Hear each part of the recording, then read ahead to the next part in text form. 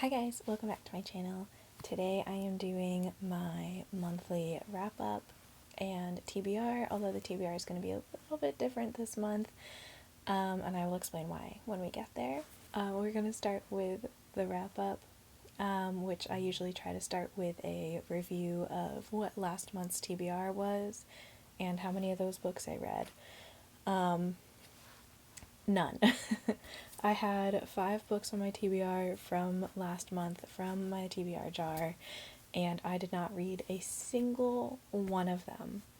Now, to be fair, I have been in a reading slump pretty much all year, since like mid-January, I'd say, and I do finally feel like I'm getting out of it a little bit right now, but it's the end of the month. Yeah, so I've been in a bit of a reading slump, and that's my excuse for not reading anything on my TBR.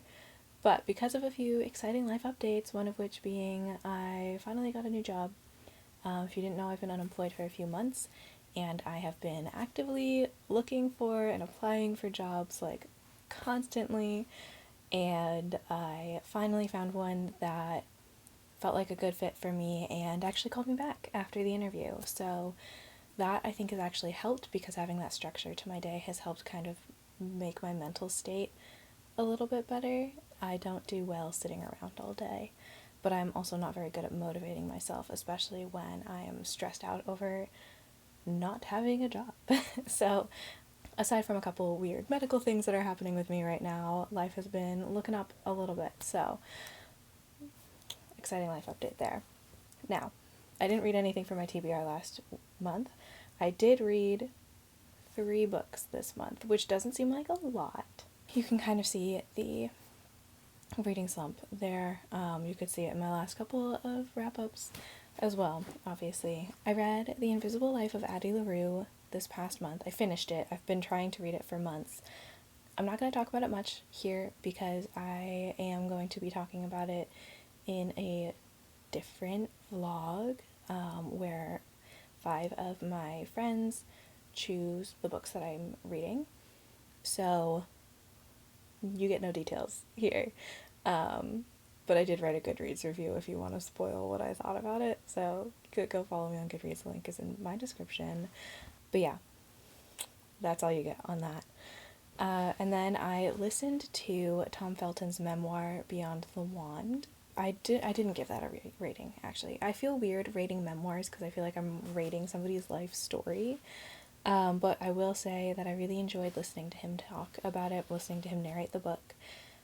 And I thought it was well written, which is, I feel like, harder to tell whether or not it's well written when it's being read to you as opposed to like reading pages on a book.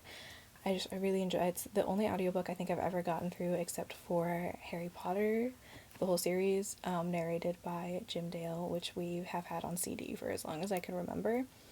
And I used to sometimes, I had a 2-hour drive to college, so when I was like driving back and forth to college on weekends, sometimes I would listen to Harry Potter because I didn't really have to pay attention to it. I could pay attention to driving instead, and I would know what was going on. And I'm just now realizing that the only audiobooks I've been able to get through are Harry Potter related, and I feel like that's okay. Well, and also there's something to be said about listening to somebody talk about their own story. It feels like listening to a friend go on a rant about something that happened, or like give you a life update, like FaceTiming a long distance friend and listening to them tell you everything that's happened in their life since the last time you spoke to them, because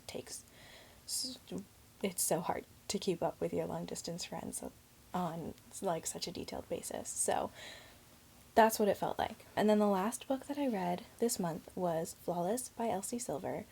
It was my second Elsie Silver book, and I initially looked her up because I really wanted to read a cowboy romance, and then the first one that I read was not actually a cowboy romance. She was a horse trainer, and he was like a businessman, but he grew up on a ranch. I talked about that in my last wrap up and TBR video if you want to hear my thoughts on it. And I did really enjoy that one as well. All of her books, I believe, are on Kindle Unlimited. That one definitely was.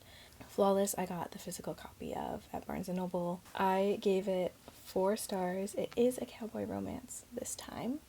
He is a bull rider, and she is his publicist's daughter, who also works for her dad. And I think one of the things that I really liked about this romance, as opposed to some of the others that I have read, was the depth of the characters. I felt like they really had, like, they had their backstories, and they had emotions and stuff that sometimes I feel like characters in romance can lack, because it's focused on the spice or the romance instead of the connection between the characters, if that makes sense.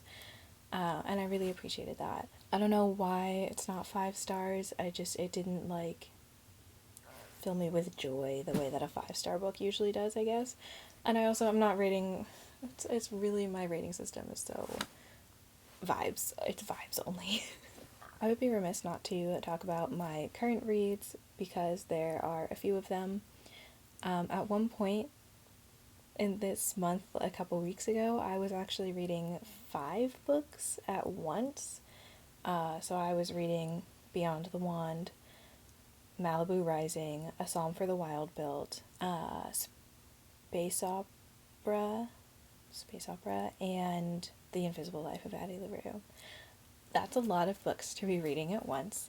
So I soft DNF'd Space Opera because I have to return it to the library anyway, and it just wasn't really, like, holding my attention, but I do still want to try reading it at some point. And then I am still reading Malibu Rising for a video, and I am still reading A Psalm for the Wild Built by Becky Chambers. It's a little sci-fi. It's a little sci-fi book. It's really short, honestly. I'm not that far into it, and I'm like 12% into it already. Like, I haven't read that much, and I'm like 12% into it.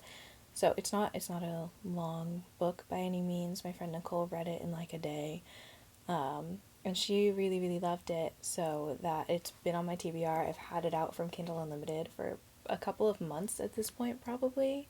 So her really loving it was like, okay, that's the push I needed to try to start it. And then I started it, and then I put it down, and I haven't picked it back up. And that's just, that happens sometimes. But I'm not soft DNFing it or DNFing it at all. I am just trying to balance all the books that I have to read. And then I bought Flawless, and I got distracted by Cowboy Romance, and I need to go buy all of the other Elsie Silver. I don't need to go buy all of them. I need to read all of them. So I'm still reading Malibu Rising by Taylor Jenkins Reid and A Psalm for the Wild Built by Becky Chambers, as well as The Power by Naomi Alderman. So I mentioned that my TBR this month is going to be a little bit different, and probably going forward is going to be a little bit different. That is because, as evidenced by me not reading any of the 5 books that were on my TBR last month, but reading 3 books, I just clearly don't care about my TBR. So I still want to have a TBR, because sometimes I don't know what I want to read, and it's nice to have that, like, oh, well, you thought about reading this one when you made that video. So I think I'm just going to pull less, and I think that honestly may help me read more, because a part of my thought process in this reading slump that I've been struggling with has been, oh, well, it's not on my TBR, or oh, well, it's not for that video that I'm, like, genuinely really excited to make and want to read those books. So if it's not on the TBR, that was quite difficult for me to talk at the moment, apparently, which is really funny trying to film a YouTube video. So I've decided that because I was putting this pressure on myself to read my TBR, even though every time I make one, I'm like, well, I make the rules, and if I don't read it, it's no big deal. I wasn't sticking to that. I was still putting pressure on myself, let's be real. Alright, so I did actually leave the prompts that we chose last time out of the jar. They are sitting on the shelf right there because I'm not super organized. So I will not be repeating those prompts. Oh, okay. Horror/thriller. Well, I only have 2 of those, so we're gonna go with In My Dreams I Hold a Knife, which is, I think I've talked about it on this channel before. It is my friend Shelley. It is one of her favorite books. So, In My Dreams I Hold a Knife by Ashley Winstead is about 6 friends who go to a college reunion 10 years later, and there was a murder at their college when they graduated, and it like completely fractured the friend group that the main character Jessica had. It seems like they kind of have to, they're like forced to come to terms with what happened and figure out who did it, who murdered her. Heather is the girl who got murdered. So Shelley's been telling me to read that for like 2 years at this point, like most of our friendship. As soon as we realized that we were both readers, and then I asked for thriller recommendations, or just book recommendations in general, she recommended that. I actually bought 4 books that Shelley recommended, and she recommended In My Dreams I Hold a Knife, Where They Wait, I think, by Scott Carson. I think she recommended that one. Or maybe I just saw that one, I don't remember.